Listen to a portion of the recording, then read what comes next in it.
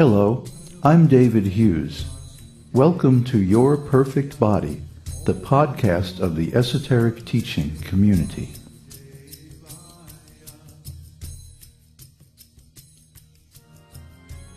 Today's selection is an essay entitled Nectar at the End.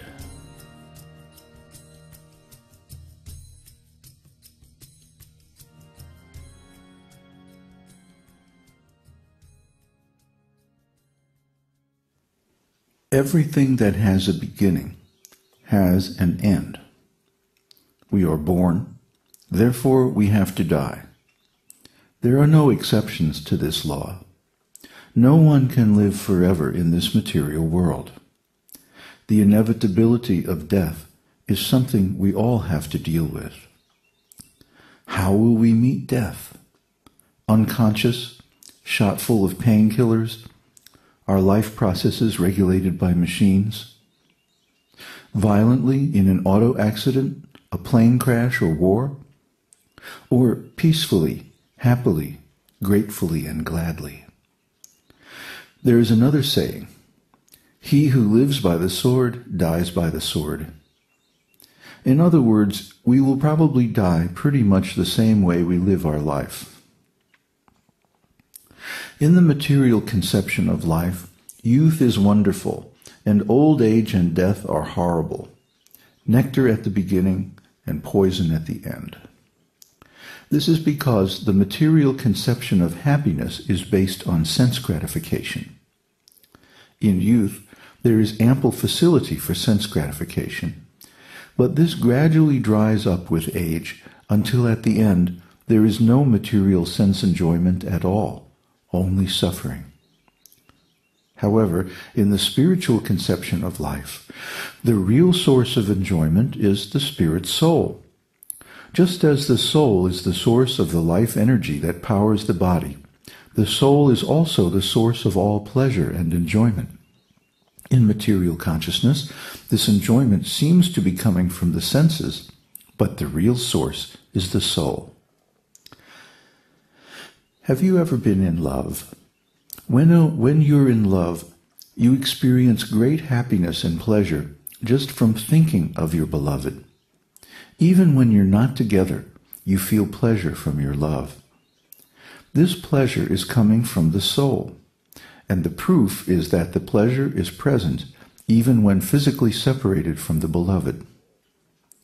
Of course, in material life, love eventually loses its transcendent sparkle and becomes mundane. Why? Because we mistakenly identify the beloved as the source of the love we feel. As soon as our beloved misbehaves or otherwise fails to meet our expectations, we cover our warm, loving feelings with judgment, which can even turn into hate. Just see the delusory quality of the material conception of life. Actually, the love we get so much pleasure from is coming from our real self, the soul. In spiritual life, our beloved is Krishna, the Supreme Personality of Godhead. Since he is perfect in every way, there is never any reason for our love for him to end. In fact, unlike an ordinary person, the more we get to know him, the more our love for him increases, because he is a bottomless ocean of good qualities. Thus, by loving Krishna, we can experience the wonderful pleasure of transcendental love in any condition of life, young, old, healthy, or diseased.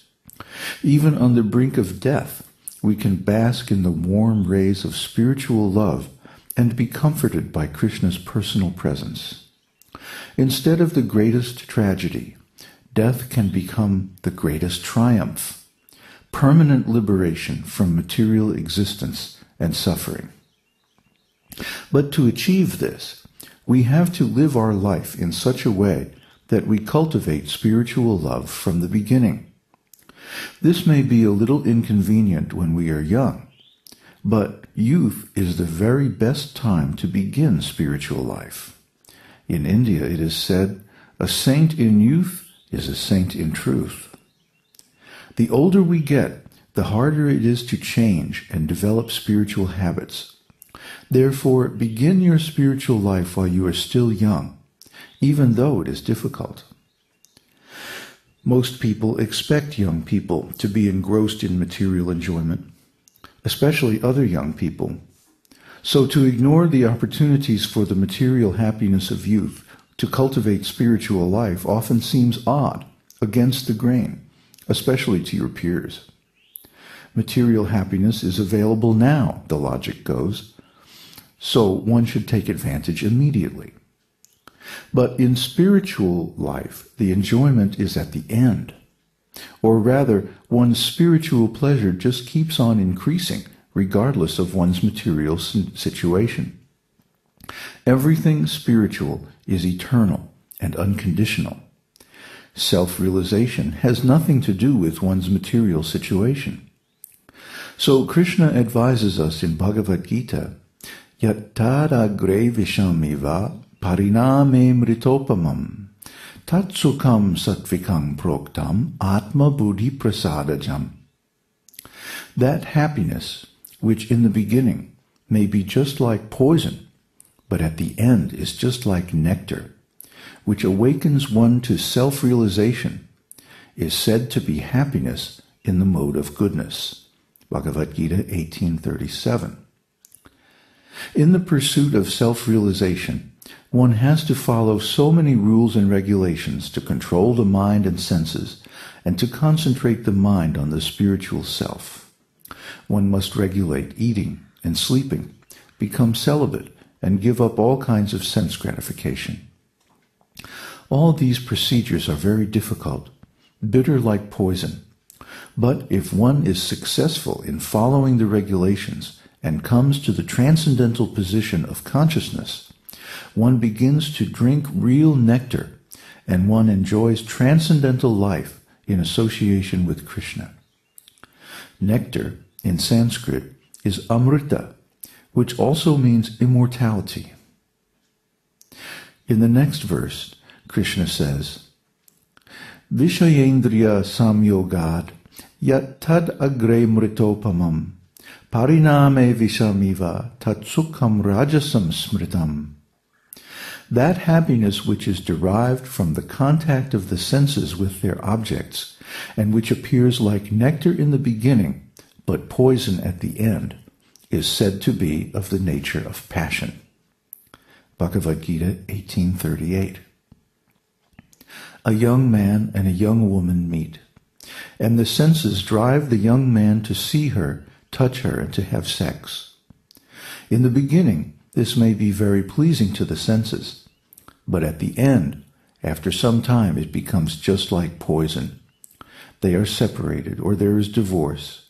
There is lamentation, sorrow, or even death of one or both. Such is the inevitable course of so-called happiness in the mode of passion. Happiness derived from a combination of the senses and the sense objects is always a cause of distress, and if possible, one should avoid it by all means. Why? Because we are spirit souls, and any contact with the material senses is inharmonious with our real nature. We are meant for eternal, transcendental happiness, perfect enjoyment in relationship with God, Krishna. So the temporary, imperfect enjoyment in this material world can never make us happy. And finally, Yadagre chanubande cha sukham mohanam atmanaha dindralasya pramodhatam tattamasam udahritam.